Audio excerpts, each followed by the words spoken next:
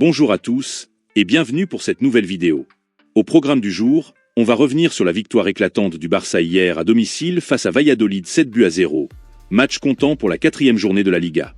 Ensuite, on reviendra sur les déclarations d'après-match des joueurs et de Hansi Flick, puis en fin de vidéo, on fera un récapitulatif de la journée de championnat et la mise à jour du classement provisoire.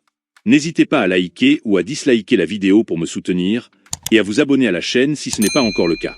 Merci à tous pour votre soutien et bon visionnage.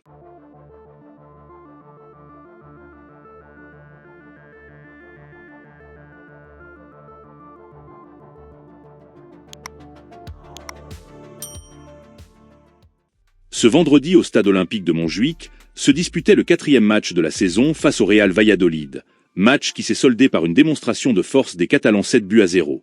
Dès le début de la rencontre, on a senti un Barça qui maîtrisait son sujet, et cela s'est concrétisé dès la 20e minute avec l'ouverture du score de Rafinha sur une magnifique passe de Pau Cubarsí. Les culés vont enchaîner avec 2 autres buts avant la mi-temps, un de Lewandowski sur un assist de Lamine Yamal, et un de Jules Koundé suite à un centre de Rafinha. Au retour des vestiaires, le Barça va continuer à pousser et va inscrire 4 autres buts. Rafinha à 2 reprises, Dani Olmo et Ferran Torres seront les autres buteurs de la rencontre. Après le match, Hansi Flick était au micro des journalistes pour la conférence d'après-match et voici un condensé de ses principales déclarations. « Je suis content pour les supporters, leur chanson pour l'équipe. Les gens dans la rue nous donnent beaucoup d'énergie et il y a une excellente mentalité et une bonne ambiance dans l'équipe. Quand nous sortons dîner, je remarque la bonne ambiance de l'équipe, tout le monde nous soutient, nous agissons comme une famille et c'est très sympa. Quand on voit l'enthousiasme des supporters après la victoire, on voit que l'équipe ne perd pas d'intensité après 7 buts, c'est très bien. Cela rend les supporters fiers. Nous sommes là pour donner le meilleur de nous-mêmes. Je suis fier d'apprendre que je suis la recrue du mercato, mais nous n'en sommes qu'au 4e match et cela peut changer rapidement. Je suis évidemment heureux que les supporters soient satisfaits. C'est l'un de mes objectifs. L'équipe a très bien joué, avec beaucoup de pression et d'intensité. Avant la pré-saison, nous avions déjà tout analysé de haut en bas. Je dois remercier Deco. Ils ont embauché de nombreux experts pour le staff de l'équipe. L'équipe médicale est très bonne et cela permet aux joueurs de savoir qu'ils sont entre de bonnes mains. Sergi Dominguez a réalisé une excellente pré-saison. Il s'est beaucoup amélioré depuis et c'est pour cela qu'il a joué aujourd'hui. Il nous aidera beaucoup. Nous sommes très contents de ce que nous avons vu. J'adore communiquer avec les fans. Il y a un soutien à 100% dans les tribunes qui voient un bon jeu et un excellent travail. Je connaissais bien Dani Olmo car j'ai joué contre lui à Leipzig et c'est un grand joueur. Ce qu'il fait avec Pedri nous donne un bon équilibre. Le niveau de Rafinha ne me surprend pas. Il aura peut-être besoin de temps pour marquer un autre triplé, même s'il a le niveau qui lui permet de le faire souvent. Il se sent très libre sur le terrain et il est important qu'il évolue dans les espaces ouverts.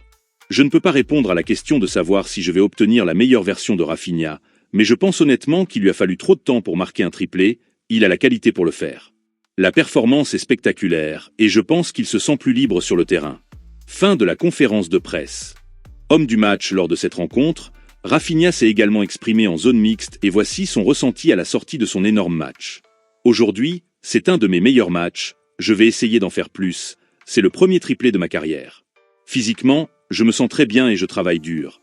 Je savais que cette saison serait très importante pour moi et j'essaie de me mettre dans ma meilleure version.